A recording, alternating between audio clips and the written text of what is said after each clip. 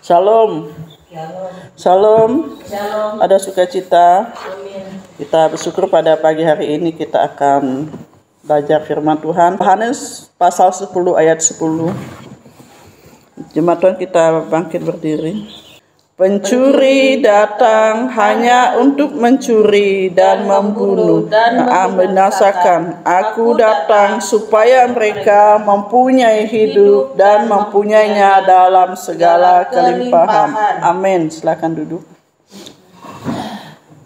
Kita belajar pada pagi hari ini, pencuri datang hanya untuk mencuri, membunuh dan membinasakan. Tapi Tuhan Yesus datang supaya mereka mempunyai hidup dalam segala kelimpahan. Kita belajar pada pagi hari ini bahwa pencuri itu adalah dia adalah iblis. Iblis itu datang, dia akan mencuri ya. Dia pencuri itu, yaitu iblis itu bukan hanya mencuri harta kita. Dia bukan hanya mencuri uang kita. Tapi iblis dia bukan mengambil sesuatu. Tapi iblis itu mengambil sesuatu yang berharga dalam diri kita. Iblis itu bukan hanya mencuri, mengambil uang dan materi kita. Tapi iblis pertama dia akan mengambil iman kita. Iman itu adalah dasar dari segala sesuatu yang sangat berharga. Tanpa iman kita tidak bisa berbuat apa-apa. Iman sangat berharga. Dengan iman kita bisa melakukan segala sesuatu. Iman itulah yang bisa kita melakukan sesuatu untuk melakukan segala sesuatu yang tidak mungkin yang kita dapatkan. Tapi kalau kita punya iman, maka kita akan melakukan segala sesuatu. Tanpa iman kita juga tidak bisa melakukan sesuatu. Tanpa iman juga kita tidak bisa melihat Allah. Disinilah kita lihat bahwa iblis itu sangat-sangat jahat. Apalagi pada akhir zaman ini, dia bahkan sudah memunculkan diri yang dulu nggak pernah kelihatan, nggak bisa lihat orang. Sekarang dia sudah memunculkan diri. Karena ngapa? Waktunya sudah sangat dekat. Karena Tuhan sudah mau datang. Jadi dia bagaimana banyak cara dia itu untuk buat kita terlena. Karena ngapa? Yang pertama, iblis itu dia mencuri iman kita. Dan yang kedua, iblis juga mencuri damai sejahtera kita. Sehingga membuat kita khawatir, kita takut. Itu berarti iblis sudah mencuri damai sejahtera kita. Dan kita lihat bahwa di sini juga yang ketiga, iblis juga akan mencuri firman Tuhan. Firman Tuhan juga dia bisa curi saat kita di gereja. Karena ngapa? Karena iblis juga membuat pikiran kita melayang ke kanan, ke kiri, ke depan, ke belakang. Mungkin saat kita di gereja, kadang waktu dulu biasanya kalau saat di gereja kita mikir, oh iya gas saya belum dimatikan ya. Oh iya nanti saya masak apa. Jadi saat firman Tuhan jadi seperti itu melayang pikiran kita. Karena ngapa? Iblis sudah mencuri firman Tuhan. Karena di situ kita lihat bahwa ada perumpamaan, yaitu tentang ada seperti perumpamaan seorang penabur. Seorang penabur itu dia menabur itu tanah itu apakah di tempat subur, apa tempat lalang, apakah tempat yang berbatu. Saat itulah iblis mencuri. Nah, iblis itu ingin mencuri perhatian pikiran kita seperti itu. Dan kita lihat bahwa kalau firman Tuhan dicuri saat kita mendengarkan, waduh itu sudah kacau kehidupan kita. Karena firman Tuhan itu bisa memerdekakan, firman itu juga memberikan arahan, firman Tuhan juga memberikan jalan keluar bagi kita. Kalau kita betul-betul menjadi pelaku firman Tuhan, kita minta kepada Tuhan supaya Roh Kudus tolong kita Tuhan, untuk kita bisa menjadi pelaku firman Tuhan. Bukan hanya pendengar saja, tapi iblis juga mengacau kita supaya kita jadi pendengar firman Tuhan. Jadi sesudah saat kita melakukan sesuatu dan firman Tuhan itu hilang. Tapi kita senantiasa kita percaya domba panji keselamatan, jemaat Tuhan, panji keselamatan di sini Tuhan sudah ajarkan kita supaya kita menjadi pelaku firman Tuhan. Kita senantiasa berdoa, minta kepada Tuhan. Karena pernah saya ada satu selentingan, yaitu ada yang katakan, kalau kita keluar rumah kita harus berdoa, kita minta tuntunan Tuhan. Karena mengapa? Iblis sekarang sekali dia mencuri. Karena ngapa? Kita nak konsentrasi, kemudian kita jatuh tiba-tiba dan sebagainya. Disinilah kita sungguh-sungguh mencari Tuhan. Karena di akhir zaman ini iblis sangat gencar. Dia seperti singa yang mau mencari mangsa. Kalau kita lengah sedikit, wah kita diterkam, selesailah sudah hidup kita. Jadi saat ini kita datang kepada Tuhan. Kita minta pertolongan dan kita ingat satu hal, iblis hanya mencuri, tapi kemudian dia pelan-pelan dia akan membunuh kita. Karena iblis akan mencuri sukacita.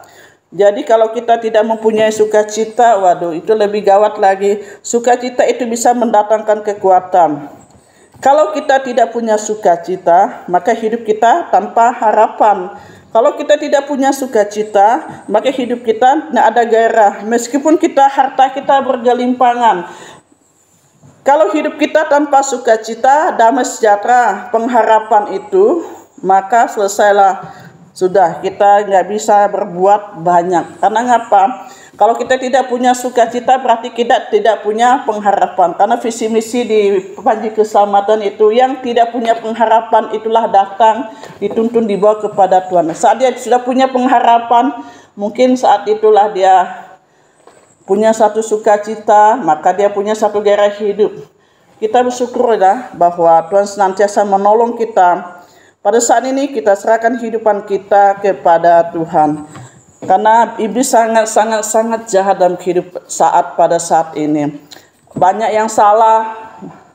Mungkin ada si A ngomong tentang si ini, dan juga yang disampaikan itu salah pendengaran, akhirnya salah paham. Iblis juga bisa mengacau. Mungkin maksud kita menyampaikan pesan itu baik, yang dengar itu tidak baik, akhirnya bisa bukan hanya bertengkar, bisa salah paham, sekalinya mereka bunuh. Sini kita lihat bahwa ada yang keluar dari grup WA, mereka bisa bunuh kawannya. Ada juga karena gurunya nasihati, maksudnya dikasih tahu, gurunya pula yang dipukul sampai babak belur. Jadi keadaan sekarang itu sangat jahat. Karena ngapa? Kedatangan Tuhan sudah sangat dekat. Disitulah iblis gencar mencari jiwa-jiwa untuk dia makan, dia terkam. Kalau iblis sudah mencuri segala sesuatu apa yang kita miliki, baik iman kita, sukacita, damai sejahtera, dia curi firman Tuhan juga, banyak hal yang dia curi dalam kehidupan kita, harta kita, kesehatan kita, dan sebagainya. Dan saat itu dia pelan-pelan akan membunuh kita tanpa kita sadari. Kita tidak punya sukacita, kita tidak punya pengharapan, kemudian dia membunuh hidup kita. Akhirnya tujuan mereka ingin bunuh diri. Bayangkan karena tidak mampu, seperti mahasiswa Unari itu, dia maksudnya orang tuanya supaya mungkin dia semangat belajar dan halakan sesuatu, tapi dia tidak mampu. Dia punya satu pesan, aku tidak mampu hidup. Akhirnya mulailah pikiran, akhirnya dia bunuh diri. Sangat menggenaskan sekarang. Karena mengapa? Akhir-akhir ini banyak hal yang dilakukan iblis itu, karena banyak hal. Ditawar lagi, kalau punya hutang banyak, datanglah seperti singkat, cepat katanya. Akhirnya orang datang ke persugihan. Dia bilang, dia bayangkan iblis itu pakai punya kontrak sekian tahun. Pamai kita harta dapat 5 tahun. Akhirnya kalau kita tidak bayar korban itu, ya akhirnya akhirnya orang itu bukannya dapat harta, anak istrinya meninggal, kemudian sakit-sakitan. Sesudah itu ya selesai, mati katanya. Kemudian ujungnya mati seperti itu. Karena ngapa? Iblis itu gencar. Karena dia mau bawa banyak jiwa itu masuk ke neraka. Tapi Tuhan itu datang untuk memberi hidup kekal. Dia panggil satu persatu untuk kembali ke surga. Tapi kenyataan hidup ini, banyak manusia mendengar hal-hal yang terlalu menggiurkan. Akhirnya mereka tanpa sadari, mereka semuanya banyak yang jauh. Akhirnya ada yang jual iman, ada yang mereka jual segala sesuatu, ingin mendapatkan sesuatu. Karena mereka pada akhir zaman ini banyak orang seperti murtad, banyak yang mualaf terjadi seperti itu. Bayangkan karena ajaran saja mereka akhirnya banyak katakan bahwa Alkitab itu tidak benar. Itu yang sangat menyedihkan. Karena ngapa? Iblis itu bapa segala pendusta. Ibu Gembala buka Yohanes pasal 8 ayat 44. Firman Tuhan, Yohanes pasal 8 ayat 44. Iblislah yang menjadi bapamu, dan kamu ingin melakukan keinginan-keinginan bapamu. Ia adalah pembunuh manusia sejak semula dan tidak hidup dalam kebenaran, sebab di dalam dia tidak ada kebenaran. Apabila ia berkata dusta, ia berkata atas kehendaknya sendiri, sebab ia adalah pendusta dan bapa segala pendusta. Amin. Jadi iblis itulah bapa segala pendusta. Bayangkan waktu itu zaman pada Adam dan Hawa saat itu. Sebenarnya Adam dan Hawa sudah tahu firman Tuhan, kalau kamu makan buah di tengah taman itu maka kamu akan mati. Tapi iblis itu sangat pintar. Kita lihat ular itu paling pintar dia. Tapi akhirnya binatang itu, ular itu bicara kepada Adam dan Hawa. Waktu itu si Adam tidak tahu kemana lah, si Hawa dengar-dengar. Dia bilang, mungkinnya mereka dialog dulu, kemudian pasti intinya begini. Bukankah katanya, itu bisa kamu makan, kan? Waktu itu Hawa katakan, tidak bisa, firman Tuhan katakan kalau kami makan maka kami akan mati. Tapi dia balik putar firman Tuhan itu, dia katakan boleh kamu makan, maka kamu akan menjadi seperti Allah. Siapa yang tidak mau, kan? Nah, karena manusia kita ini daging, akhirnya dia dengar, akhirnya dia ambil buah itu, kemudian dimakan, dikasihlah kepada si Adam. Nah, sadar makan, mereka sadar, tiba-tiba mereka sudah telanjang, tidak ada kemuliaan Tuhan lagi. Akhirnya mereka sembunyi. Saat itu Tuhan tanya, Adam, Hawa, kemanakah diri kamu? Katanya, Adam, kemana? Adam sudah sembunyi, mungkin di antara semak-semak. Dia bilang, kok kamu sembunyi? Semua Tuhan sudah tahu, tapi dia masih panggil lagi Adam dan Hawa, kemana kamu? Saya bilang, aku di sini. Nah, pasti kamu makan buah itu. Iya, katanya, kan Tuhan itu Allah yang maha segala sesuatu, dia tahu. Kenapa kamu makan? Lalu dikatakan, karena dikatakan iblis itu, kalau aku makan aku akan jadi seperti Allah. Itulah kita manusia. Kalau kita dengar kata orang, jadi pikiran kita mulai jalan begitu. Itu hanya tipu daya, itu hanya dusta saja. Iblis itu sekarang itu akan terjadi, hal itu akan dilakukan kepada kita. Kita nggak usah ibadah lah. Kadang kita pingin berdoa, nanti sebentar lagi lah, tidur lagi, nanti sebentar lagi, akhirnya terlewat. Karena ngapa? Dia akan melakukan, nggak usah lah, nanti aja, kan masih ada hari esok. Hal itu hati-hati. Karena ngapa? Iblis itu adalah bapak segala pendusta. Dia melakukan sesuatu di pikiran kita seolah-olah hal itu terjadi. Bayangkan saja, kami ke kebun sawit saja ya, jujur aja, di belakang kebun sawit kami, di kebun sana itu. Karena kami pengurapan sawit itu, kan saya pikir udahlah, enggak ada hasil, ya aku ajak kalian kita pengurapan dulu lah, aku bilang kan, bawalah minyak sama garam keliling gitu kan. Saya pikir mungkin lewat supaya jalan pintas, jadi seperti ini, turun naik kan ada seperti itu, kayak gini bang. Kalau tempat saya itu ada seperti ada sungai letter Y gitu kan, ada maksudnya sawah begitu, ada air mancurnya kan. Pikir saya untuk pintas lah, jalan juga jelek, motor juga kotor, malas gitu kan. Lewatlah kami jalan situ. Rupanya di situ, karena Ellen bisa lihat lah, kalau saya sih nggak lihat sih. Akhirnya dia panggil, bayangkan lah, Ellen tuh dipanggil, sini. Ellen nanya, si Afwi, adakah itu pondok di sini? Di sini nggak ada pondok, di sini hutan ini, banyak tumbuh kayu-kayu kayak gitu. Lalu dia bilang ada rumah nenek di situ. Nggak usah dihiraukan.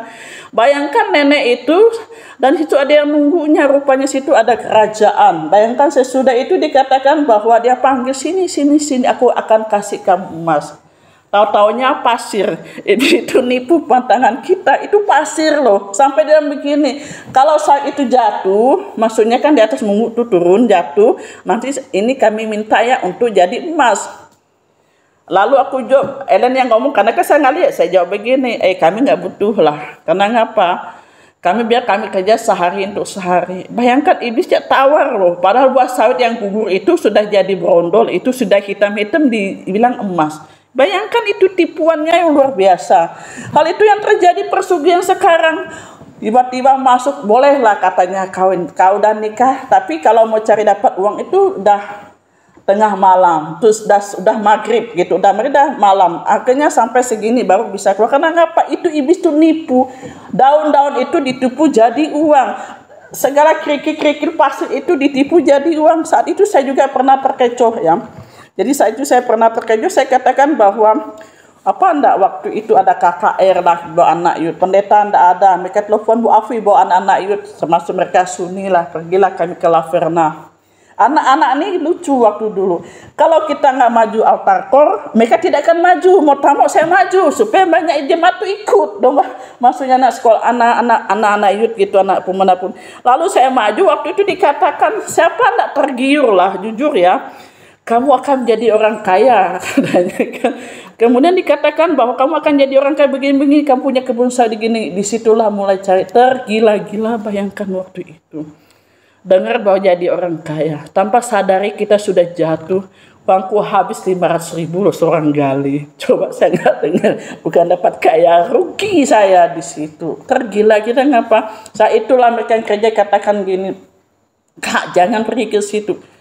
Dia bilang gini, nanti kakak akan mati. Dia sampai teriak-teriak, dia mimpi waktu kerja kebun saya, dia cerita. Baru sekian tahun yang jadi anak buah saya sudah di kepala dusun sekarang. Dan sekarang Ellen katakan bahwa di situ memang ada satu nenek, kan? Ada nenek itu, dia di atas kepalanya itu dia badannya ular, kepalanya itu manusia. Di situ ada kristal. Itulah yang dicari. Rupanya tempat itu adalah tempat penyembahan berhala. Bayangkan waktu diajak ke Asen, waktu ke sana bertingkat-tingkat. Saya sengaja nggak tebas karena kalau orang datang kasih lilin di situ, waduh habislah kebun sawit itu. Karena ngapa? Itu tempat orang mencari, bukan hanya ilmu, cari harta. Karena iblis nipu, pasir aja bisa disulap jadi uang. Nah, dia pakai kontrak. Bayangkan sekarang banyak orang tergiur karena ngapa? Tidak punya uang mau jadi orang kaya. Banyak hutang mau jadi orang kaya, jalan pintas. Ujung-ujungnya istrinya ambil tuyul, istrinya dan sebagainya. Saat inilah hal itu yang dilakukan oleh iblis. Karena ngapa? Iblis ingin mencari manusia, dia ingin membunuh kita, dia curi hati kita, sejahtera kita, dia akan membunuh kita, ujungnya akhirnya membinasakan. Iblis datang untuk membinasakan. Karena ngapa? Ayo kita ramai-ramai masuk ke neraka. Karena dikatanya di neraka ada satu kerajaan. Bayangkanlah. Iblis itu mencuri, uang yang dicuri uang Tuhan, dia curi, dia tipu. Kalau orang tertutup pikirannya, sudah semua firman Tuhan dicuri, akhirnya dia gelap mata, makalah banyak lakukan persugihan. Kalau orang lihat bahwa itu kaya dan kaya, tapi dia pakai kontrak, di situ kita harus hati-hati. Jauhkanlah pikiran menjadi orang kaya, bukannya dapat kaya, rugi. Saya untung waktu itu diingatkan kawan-kawan, ada yang mimpi gini, jangan bu, nanti ibu mati, nanti ibu kena timpa. Mungkin saat itu kita masih rajin berdoa ya. Jadi Tuhan bisa mengingatkan teman-teman. Dan bukannya kita dapat uang, kita saking ingin mau jadi kaya, kita ngupah orang. Bayangkan hujan-hujan waktu itu. Yang saya pergi dengan mereka panggil 2 orang pekerja, Edi dan sebagainya, pergilah. Aku bilang, Len tolong doakan waktu itu. Habis ya kan, saya jujur sebenarnya enggak tahu dia bisa lihat mereka. Saya lihat ini benar enggak sih, ini jujur ya. Akhirnya dia doakan. Perintahkan malaikat bawa motor, benar jalannya kan kecil, jalan kampung itulah.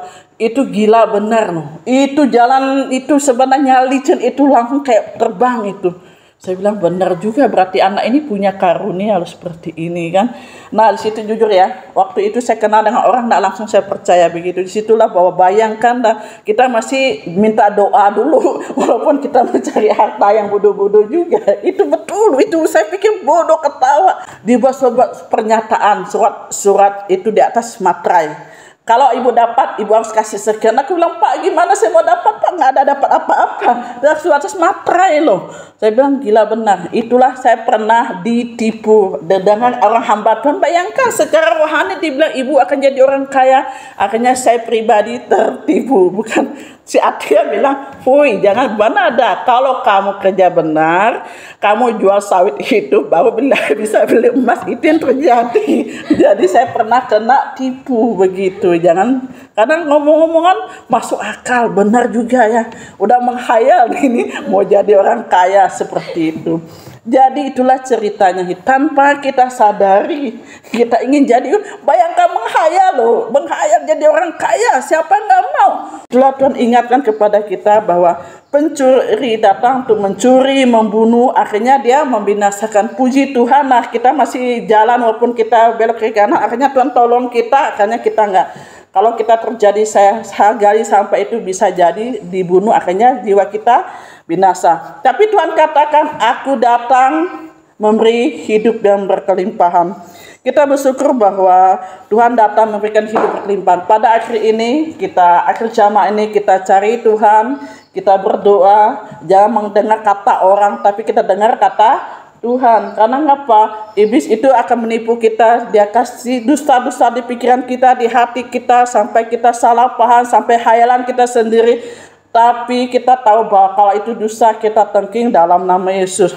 Kalau pikiran kita sedang melantur, kita katakan, akunkan pikiran kami pada pikiran Kristus, supaya kita tidak melantur. Jadi kita senantiasa harus berjaga-jaga, dan kita sadar karena lawan iblis itu selalu menyerang kita. Kita mintalah kepada Tuhan, kita minta kepada Roh Kudus supaya kita dalam lindungan Tuhan, dan kita percaya Tuhan akan memberikan hidup yang berkelimpahan. Tuhan Yesus memberkati.